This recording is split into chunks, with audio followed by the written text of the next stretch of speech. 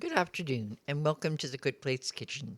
Today, we're making Bulgur Pilaf in an instant, a fast, foolproof side dish that comes together in just 1 minute of pressure cooking.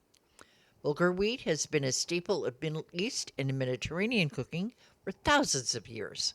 It's whole wheat that's been parboiled, dried, and cracked, which means most of the cooking is already done before it even hits your pot. It's high in fiber, a good source of plant based protein, and has a lower glycemic index than white rice, making it a smart choice for anyone watching their blood sugar. Let's talk about what you need. Fine Bulgar, that would be number one grade, butter, chicken base, dried minced onion, and dried bell pepper. That's it.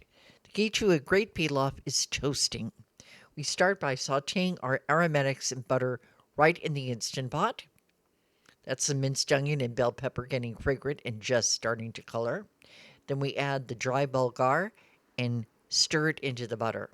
You're looking for a golden, nutty color and a toasty smell. That step is what separates pilaf from plain cooked grain. Once the bulgur is toasted, we add our liquid, water with chicken base, or if you have chicken stock on hand, feel free to use it, and give everything one good stir to deglaze the pot. Then we seal it up 1 minute on high pressure and let it do a 10-minute natural release. That's it. Open the lid and look at that. Every grain is separate, fluffy, and packed with flavor. A quick fluff with a wooden spoon and it's ready to serve. Bulgur pilaf is one of the most versatile sides in your repertoire.